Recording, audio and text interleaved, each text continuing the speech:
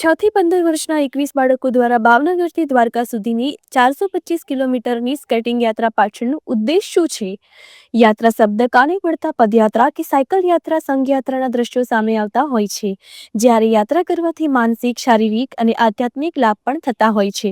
ત્યારે ભાવનગરના lion skating ક્લબના 6 થી 15 વર્ષના કુલ 21 બાળકો, જેમાં એક છોકરીનો પણ સમાવેશ થાય છે, તેઓ 25મી ડિસેમ્બરના રોજ ભાવનગરના નીલમબાગ ખાતેથી સ્કેટિંગ યાત્રાની શરૂઆત કરી 28મી ડિસેમ્બર બપોરના દ્વારકાધીશ જગત મંદિર ખાતે પહોંચશે.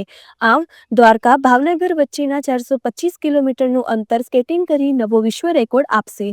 ભાવનગર લાયન્સ સ્કેટિંગ ક્લબનો એકમાત્ર ઉદ્દેશ છે કે આજના આધુનિક યુગમાં બાળકો માત્ર મોબાઈલ ગેમ પૂરતા સીમિત ન રહી જાય, પોતાના શરીરને પણ વિવિધ શારીરિક પ્રવૃત્તિઓમાં ઘસી તંદુરસ્ત જીવન જીવે. સ્કેટિંગ યાત્રા પર નીકળેલા બાળકોનું સ્થાનિકો દ્વારા ભવ્ય સ્વાગત પણ કરવામાં આવી રહ્યું છે. રિપોર્ટર ઘનશ્યામસિંહ વાઢેર, દેવભૂમિ, દ્વારકા. મારું નામ નીરવ ડોડિયા છે. અમે ભાવનગર સ્કેટિંગ ક્લબમાં ઓફિશિયલ તરીકે ફરજ બજાવીએ છીએ. સાહેબ, ખાસ કરી અને ભાવનગરથી દ્વારકા 425 કિલોમીટરની યાત્રાનો વિચાર કેવી રીતે આવ્યો આપને અને એની પાછળનો ઉદ્દેશ્ય શું? અમે ગયા વર્ષે 25 તારીખે જે 2024ના રોજ અમે લોકો સોમનાથ અમારા બાળકોને લઈને ગયા હતા. ત્યાર પછી તે પ્રણવ સર જે અમારા કોચ છે, એમણે એવો એક વિચાર આવ્યો કે આપણે આ મોબાઈલ મુક્તિ છોકરાઓ માટે કરાવીએ, અને તે માટે થઈને સરે ત્યારે જ તેમને આમ એક કીધું હતું ઓફિશિયલી કે ભાઈ આપણે એક વિચાર કરીએ છીએ કે આવતી 25 ડિસેમ્બર 2025ના રોજ આપણે અહીંયાથી દ્વારકા જવા માટે એક અલગ તૈયારી કરીએ.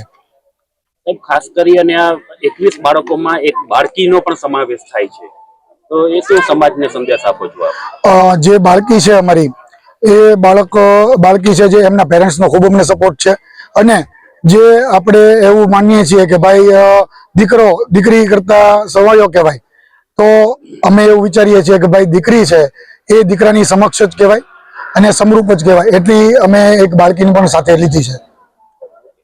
ભાઈ, તમારું નામ ને ક્યાંથી આવો છો? હું જોશી વેદ જોશી. હું ભાવનગરથી દ્વારકા સ્કેટિંગ કરીને આવું છું. સ્કેટિંગ કરવા પાછળનો ઉદ્દેશ્ય શું છે? સ્કેટિંગ કરવાની પાછળનો ઉદ્દેશ્ય એ છે કે બાળકો મોબાઈલ પાસેથી દૂર રહે અને રમત ગમત ક્ષેત્રે આગળ વધે.